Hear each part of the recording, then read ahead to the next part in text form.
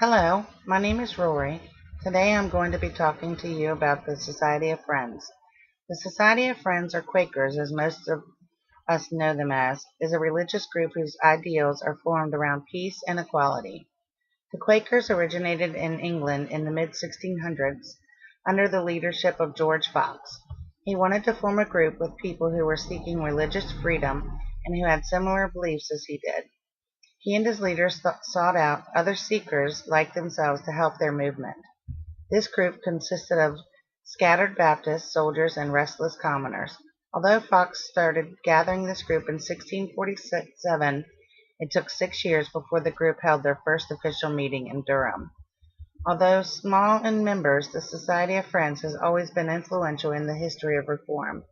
Actually, in 1682, a well-known Quaker himself, William Penn, founded Pennsylvania to be a safe haven for Quakers to live and practice their faith, without being hassled by the government or others like they were in England. Friends' beliefs were not the typical Christian beliefs. Friends' beliefs went against the majority of Christians in that era. Most Christians believed you needed a priest to pray to, you needed to pay tithes, or had to engage in deceitful practices in order to pray or speak to God. Quakers believed just the opposite. They believed that God could speak to the average person through his risen Son, Jesus Christ, and vice versa. In today's world, there are many varieties of friends. Some friends worship in silence, and some worship with a pastor. Some friends place most emphasis on the authority of Christian scripture, while other friends give authority to the immediate guidance of the Spirit. Even though there are a wide variety of friends with different beliefs and different branches, all friends can agree that outward statements of beliefs are an insufficient basis for a life of faith. There were many conflicts early on in the Society of Friends. Fox and many others were put in prison for disturbances or blasphemy. Fox spent 20 years of his life in and out of prison for standing up for his beliefs. Parliament made it quite difficult for Friends of Society. They began by making a law that stated it would be illegal for anyone to refuse to take oath of allegiance to the king and country. People that did not take the oath were not permitted to hold meetings. Of course, Quakers did not believe in taking the oath because they believed their religion was superior to their country. Parliament named this law the Quaker Act of 1662. Another memorable conflict was when James Naylor, who was a prominent Quaker minister, went above and beyond the standard beliefs of the Quakers to make the point that the light of Christ was in everybody. Naylor took a group of men and women and rode into Bristol on horses shouting, "Holy, holy, holy," and throwing their clothes around to make this point.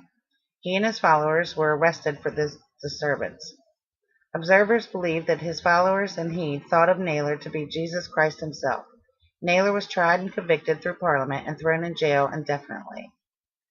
This was bad for the group's reputation and respectably in the eyes of the Puritans because of what happened to Naylor.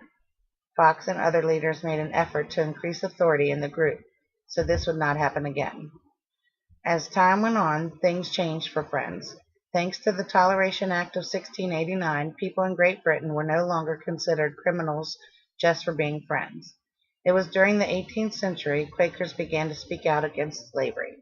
This was a difficult time for the Quakers within the group itself. The Quakers became a group that became somewhat divided. When the Quakers came to North America, 70% of them owned slaves and believed that being a slave owner did not go against the Quaker beliefs, as long as you didn't mistreat them and taught them with Christian values. However, John Woolman believed that human beings did not have the right to own other human beings. He felt it went against his Quaker beliefs of all men were created equal. He began to convince other Quakers of this, and in turn they became a driving force in the Underground Railroad. They started to help free as many slaves as possible. By the end of 1756, only 10% of Quakers owned slaves, and the Quakers had helped over 3,000 slaves escape to the free states in Canada. Unfortunately, not all Quakers had the same beliefs as Woolman. They believed it went against their religion to lie whenever asked if they had slaves in their homes. It was illegal to help free slaves, and this went against Quaker belief of being a pacifist.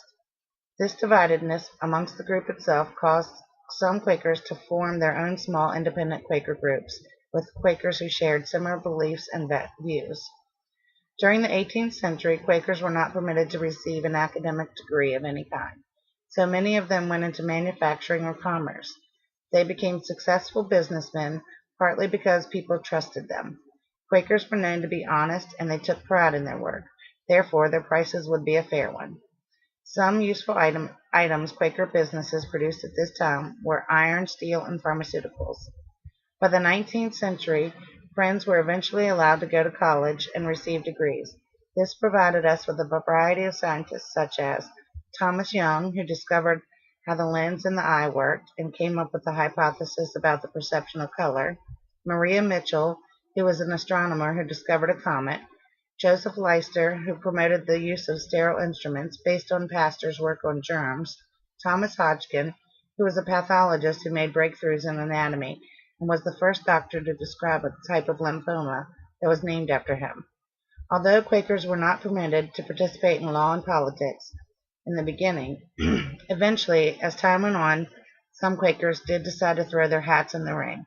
Joseph Peace was the first Quaker elected to Parliament, and Noah Haynes Swain was the only Quaker to serve on the United States Supreme Court. And during the 20th century, the United States gained two presidents, Herbert Hoover and Richard Nixon. After reading and learning so much about the Society of Friends, aka the Quakers, one would almost have to agree that the Society of Friends have been an amazing attribute to this country and many others since they started their movement of religion. They stand up for what they believe in, they stand up for what's right, and they stand for peace and equality throughout mankind. Maybe if more people in this world could stand behind their beliefs and do the right thing, this world would be a much better place to live in.